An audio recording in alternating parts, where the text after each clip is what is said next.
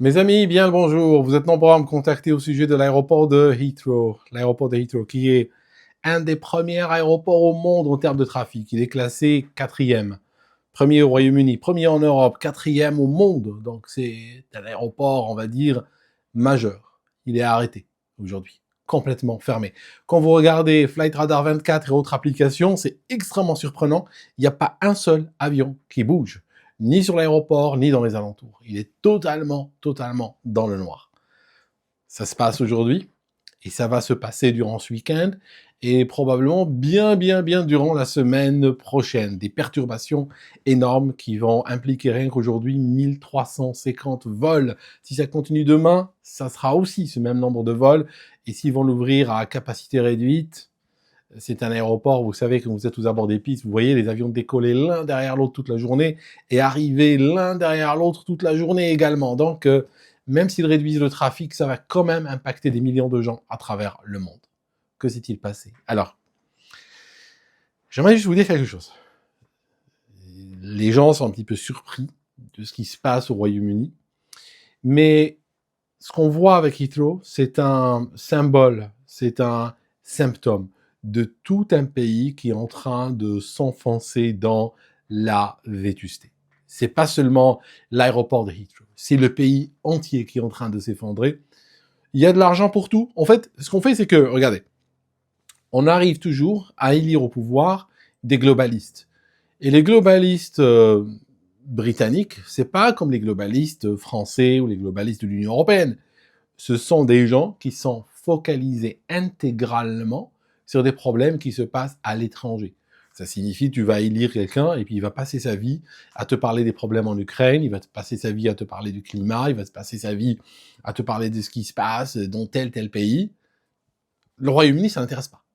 Quand il s'agit du Royaume-Uni, il va te parler de réalisme économique, il va dire on peut pas imprimer l'argent, n'est-ce pas? Et puis, il n'y a pas d'argent pour le pays. Alors au départ, ces poursuites et ces envolées idéologiques ne se voyaient pas encore. Il y avait de la souffrance au Royaume-Uni, mais si tu veux, ça ne se voyait pas. Aujourd'hui, ça commence à prendre une ampleur que, voilà, c'est comme le nez au milieu de la figure, on peut pas le rater. Alors, ce qu'on dit aujourd'hui, dans les médias britanniques, c'est que l'explosion est due à une station électrique à l'ouest de Londres. Cette station électrique a explosé un transformateur. En fait, il y en a deux côte à côte. Il y en a un qui contient une grosse bonbonne de 25 000 litres d'huile. Il est refroidi à huile. C'est un ancien modèle, c'est un modèle assez vétuste, ancien, qui tournait, figurez-vous, à 106% de sa capacité. Ça signifie que si on prend le modèle, déjà, il est ancien. Alors, il faut savoir une chose. Pour tout ce qui est électrique, et même d'ailleurs les moteurs de voiture et autres, plus c'est ancien, moins ça va fonctionner en dessous de sa capacité nominale. Hein, si par exemple, tu as, je sais pas moi, un transformateur à la maison et c'est écrit dessus qu'il est capable de faire 1000 watts, ça c'est 1000 watts quand il est sorti d'usine. Et encore. Si tu l'utilises pendant 20 ans, il n'est pas sûr qu'au bout de 20 ans, il supporte toujours 1000 watts. Probablement, il va en supporter 800 ou 750. Le problème avec ces transformateurs, c'est qu'ils sont très anciens. Ils sont d'une ancienne génération, premièrement, et deuxièmement, ils sont en train de tourner au-delà de leur capacité. Donc, ce qui s'est passé, c'est qu'à un moment donné, bam, il a pris feu, et puis le transformateur à côté, lui aussi, a été impacté. Voilà, résultat net, 60 000 foyers sans électricité, et l'aéroport de Heathrow plongé dans le noir. Ce qui va dans la continuité, si vous voulez, un petit peu de ce que nous voyons aujourd'hui. Parce que quand un pays n'investit pas, ne modernise pas ses infrastructures, tout simplement parce que il n'a pas l'argent, n'est-ce pas? Il n'a pas l'argent. On n'a pas, si vous voulez, on a de l'argent. C'est pas qu'il n'y a pas d'argent dans le pays, mais il n'y a pas d'argent pour les problèmes locaux. Il y a toujours l'argent. S'il fallait, par exemple, je vous donne juste un exemple. S'il fallait restaurer une centrale électrique près de Kiev qui aurait été bombardée, on aura l'argent pour la restaurer au dernier cri de la technologie. Si on n'en a pas, on l'emprunte, c'est pas grave. Mais on le trouvera, et on le trouvera vite, on le trouvera dans la semaine, dans la journée, s'il le faut. S'il faut protéger des frontières ukrainiennes, on va protéger les frontières ukrainiennes, mais on va pas protéger les frontières britanniques. Vous voyez, c'est ça, c'est quand tu as des globalistes à ta tête, ils sont en train de regarder toujours ailleurs. Tes problèmes, c'est pas leur souci. Autre chose. Et là, ça a été dit maintenant, on est trop tôt, il n'y a pas encore d'enquête, on ne sait pas encore tout, bien entendu. Donc, je vous donne cela peut-être avec des pincettes. Si vous voulez, il semblerait qu'en 2012, ils ont supprimé les générateurs diesel. Ça signifie que on va se dire, ok, une centrale électrique, ça peut sauter, hein, ça peut arriver, voilà. Mais pourquoi il n'y a pas de backup? Pourquoi il n'y a pas un système qui a pris le relais? Par exemple, un système de générateur diesel qui aurait au moins permis l'ouverture, ne serait-ce que partielle de l'aéroport. Ils n'ont peut-être pas permis de tout alimenter, mais au moins qu'il y ait un certain fonctionnement, qu'on n'arrive pas du 4e aéroport au monde en termes de trafic à absolument zéro. En fait, il semblerait que ces générateurs diesel, pour des raisons climatiques, ils ont été supprimés en 2012. Ça veut dire, si vous regardez en 2012, Heathrow a obtenu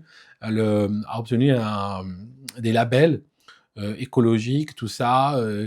Et puis, il semblerait que ce qui s'est passé, c'est qu'ils ont supprimé les générateurs diesel. Donc, la résilience n'est pas au rendez-vous. Puis, ça a été remplacé par de la biomasse.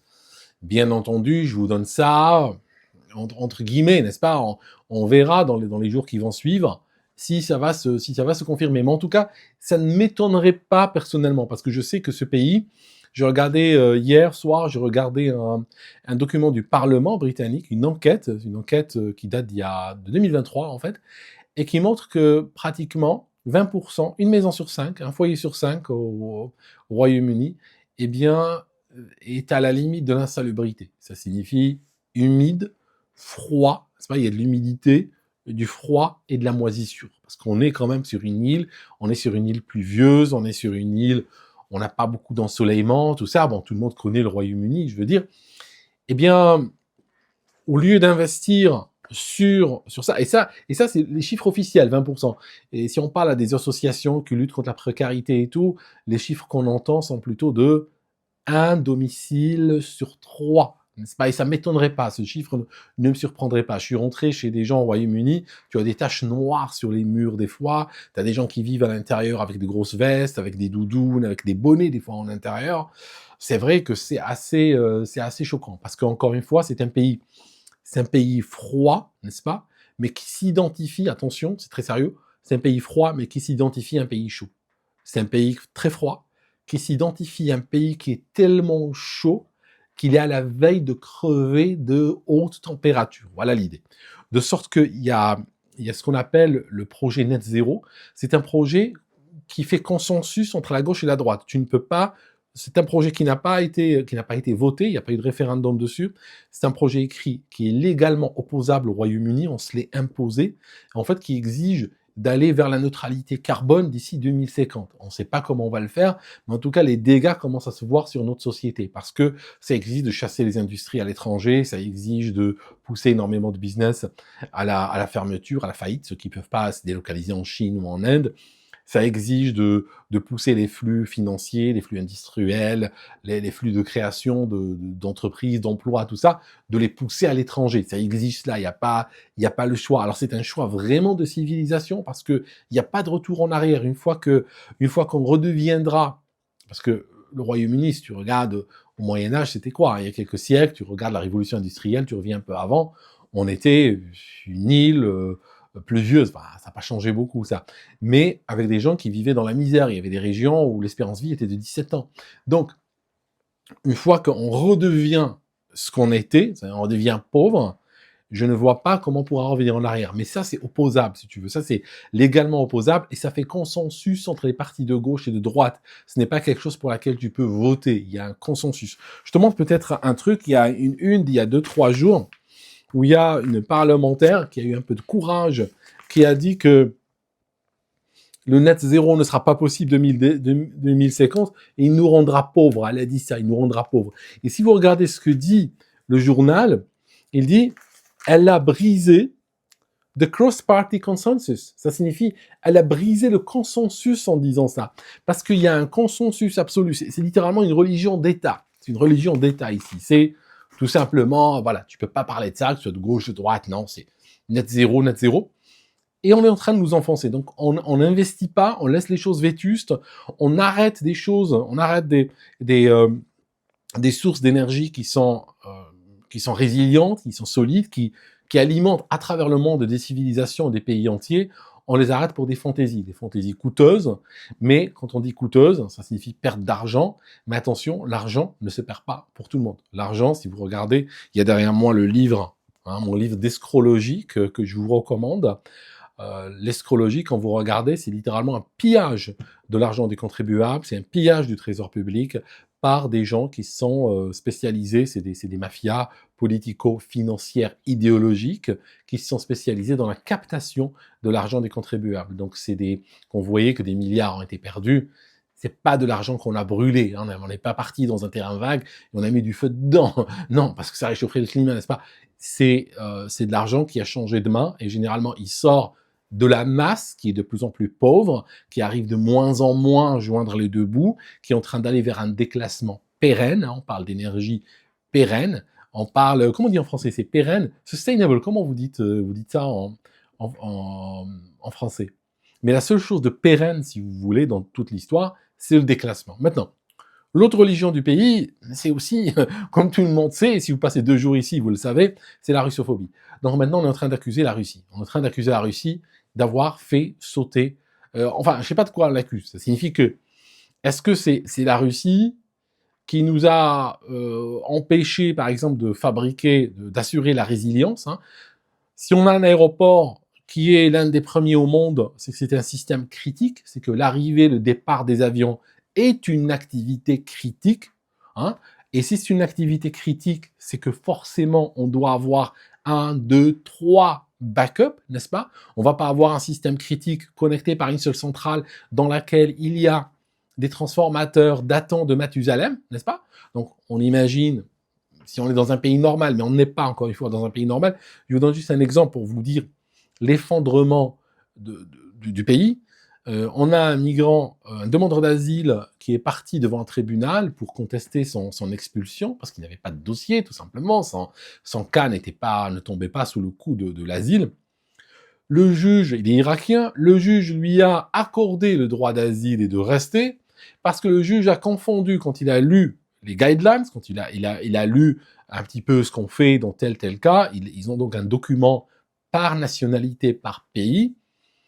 Comme le juge confondait l'Iran et l'Irak, hein, il ne fait pas la différence entre l'Iran et l'Irak, juge, n'est-ce pas? Ça vous donne une idée un petit peu de l'effondrement de la culture, du niveau d'instruction, des arts, des métiers et même de la conscience collective, j'ai envie de dire. Donc, le juge a confondu entre Iran et Irak. Et il a donc suivi les instructions comme si le gars était iranien et lui a donné l'asile sur cette base. Juste pour vous dire que vraiment on a un effondrement. Donc à ce moment-là, ne soyez pas surpris, n'est-ce pas, que par exemple un aéroport de la taille de Heathrow se retrouve sans backup. Donc, est-ce que c'est la Russie qui nous a empêchés d'avoir des backups solides? Est-ce que c'est la Russie qui nous a fait peur en nous disant vous êtes un pays qui est comme l'Arabie Saoudite, n'est-ce pas? Alors c'est vrai que chez vous à Londres, on a des moyennes de température estivale de 19 degrés à Londres, elle touche même pas les 20 degrés. On a des villes dans le nord du pays où la température au mois de juillet-août est de l'ordre de 14 degrés en moyenne. Juillet-août. Eh bien, on s'identifie à un pays où la température est de 55 degrés et qu'on est sur le point de mourir de chaud. Et que ça devienne une histoire existentielle qui fait consensus entre la gauche et la droite. Elle est tellement importante qu'on va même pas consulter le peuple ou quoi que ce soit, mais on va l'exécuter, comme dirait Macron, quoi qu'il en coûte. Aujourd'hui, ce qu'il en coûte, c'est une civilisation qui est en train de partir à l'eau. Aujourd'hui, Heathrow est en train d'être complètement décrédibilisé. Déjà que ces derniers temps, on était en train de rajouter des taxes climatiques sur les billets d'avion. On a introduit un droit de passage également pour les gens qui viennent sans visa, comme par exemple les gens de l'Union européenne, ils doivent aller s'inscrire sur un système et payer. Et en fait, ce qu'on est en train de faire, c'est que à force de rajouter des taxes, des lois, des procédures, mais en même temps être incapable d'assurer un fonctionnement normal, aujourd'hui, il y a plein de gens qui seront traumatisés par l'histoire de Heathrow, qui ne viendront plus, qui éviteront activement le Royaume-Uni quand il s'agira de voyager. Ça aurait été un petit aéroport.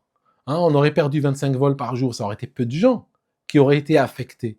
Mais là, il y a tellement de gens qui sont affectés, eux et leurs familles et leurs enfants et tout ça, que franchement, je vois d'ici 10 ans Heathrow dégringoler à la 20e place dans le monde. dégringoler à la 20e place. Ici, c'était voulu. Attention. Quand vous êtes dans un système pareil, en particulier au Royaume-Uni, mais en France, c'est pareil, posez-vous toujours la question quand vous voyez une crise, toujours vous la posez systématiquement. C'est pas seulement quand il y a Heathrow qui est dans le noir. Non, non, vous la posez systématiquement. Dès que vous voyez une crise, vous posez la question, est-ce que cette crise-là n'est pas artificielle? Est-ce qu'elle n'est pas voulue? Et dans le cas où elle serait voulue, est-ce que ça profiterait à qui? Le crime profiterait à qui? Et vous allez voir que si vous posez la question dans ce sens, vous voyez que, parce que réellement, nous, ce qu'on veut, à la base, on est en guerre contre l'aviation au Royaume-Uni. À la base, d'ici 2050, on veut pas d'avion, on veut rien du tout, quoi. On veut juste être là à implorer Gaïa de nous préserver de la chaleur, tout en grelottant de froid. Donc, dans l'idéal, dans le futur qu'on réserve, il n'y a pas de place pour Heathrow. Donc, bon, voilà. Hein, on peut penser ce qu'on pense à partir de là. Voilà. Merci, mes amis, d'avoir écouté cette vidéo jusqu'ici. C'est... Quand vous vivez dedans, vous réalisez, vraiment. Là, vous êtes en train de voir un petit peu ce qui arrive chez vous. C'est seulement quand c'est des grosses news de cette ampleur-là. Mais quand vous vivez ici, vous réalisez l'état d'effondrement, l'état de vétusté des routes, des hôpitaux, des infrastructures, le désinvestissement. Ça fait, il y a des endroits où on n'a pas investi. Même les hôpitaux, ils vous disent, vous allez sur le site officiel, ils vous disent, oui, on est en train d'investir dans des hôpitaux, on construit de nouveaux hôpitaux. Mais si vous suivez la définition, parce qu'il faut faire gaffe, on a construit de nouveaux hôpitaux, ça veut dire quoi?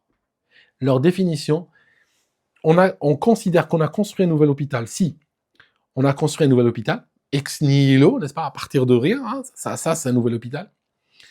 Si on a rénové un hôpital existant, hein, genre par exemple, il pleut à travers l'eau coule à travers les toits, et qu'est-ce qu'on fait? On va les réparer.